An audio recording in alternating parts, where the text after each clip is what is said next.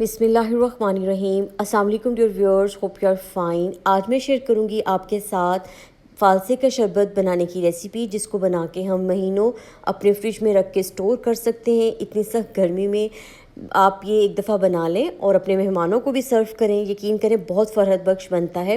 आइए रेसिपी को शुरू करते हैं। यहाँ पर मैंने 1 किलो फ़ालसे लिए हैं। फ़ालसों को पहले साफ़ कर लेना है और अच्छे से वॉश कर लेना है। इसके बाद आप इसको एक पतीली में शामिल करें और तकरीबन 1 लीटर ही पानी इसमें मैंने शामिल किया है।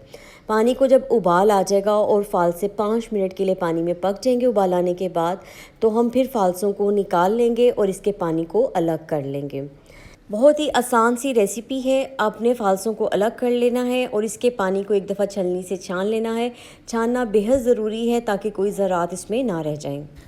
अब मैंने इसको छलनी से अच्छे से छान लिया है, फ़ालसों को अलग कर लिया। फ़ालसों को थोड़ा ठंडा होने देंगे, रूम टेम्परेचर पे आने देंगे और इसके अंदर मज़ीद 2 गिलास पानी शामिल करेंगे और 1 किलो हमने यहाँ पे चीनी का इस्तेमाल करना है।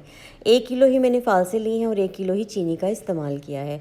अब चीनी को अच्छे से हमने इसमें पकाना है। मैंने यहाँ कलर के लिए, नेचुरल कलर के लिए चुकंदर शामिल किया है।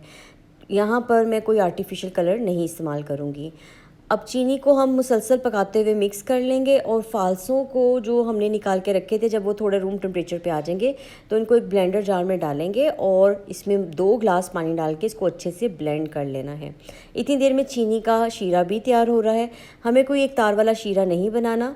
फ़ालसे जब अच्छे से ग्राइंड हो जाएंगे तो आपने इस तरह की छलनी लेनी है, एक बाउल पे रखें और इन फ़ालसों को अच्छे से स्ट्रेन कर लें। मुसलसल चम्मच चलाते हुए आप पल्प को अलग कर लें और बीज इसके जो हैं वो अलग रह जाएंगे। ये बहुत आसान सा प्रोसेस है। अभी ये इसमें बहुत ज़्यादा पल्प था तो मैंने इसको दोबारा ग्राइंडर जार में डाला और इसमें मज़ीद 1 से 2 गिलास पानी डालेंगे। इसको एक दफ़ा फिर ग्राइंड करेंगे और फिर अच्छे से इसको छान लेंगे। इससे बहुत ज़्यादा पल्प हमें मिल जाएगा और हमारा फ़ालसे का जो शरबत है वो पल्पी शरबत बनेगा। तमाम बीज अलग कर लेंगे और जो पल्प है उसको अलग कर लेंगे।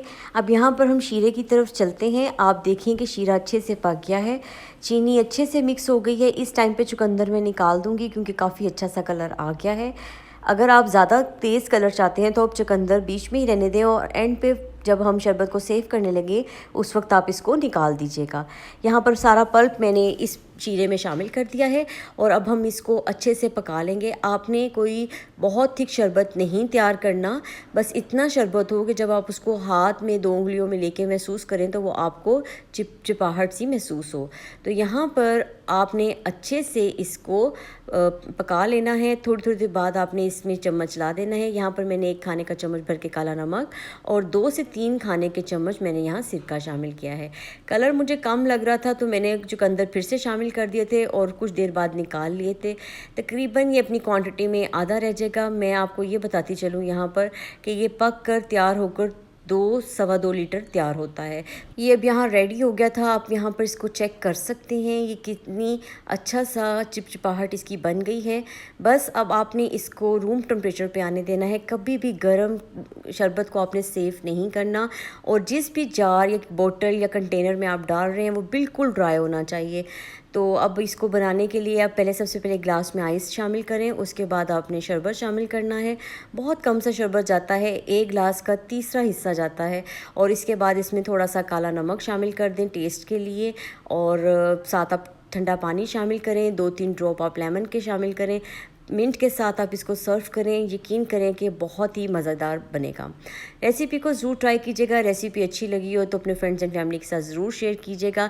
ऐसी मज़ीद हेल्दी और मज़ेदार रेसिपीज़ के लिए चैनल को सब्सक्राइब करना मत भूलिएगा। मिलते हैं किसी नई मज़ेदार सी रेसिपी के साथ। दुआओं में मुझे याद रखिएगा। Take care. अल्लाह हाफिज़।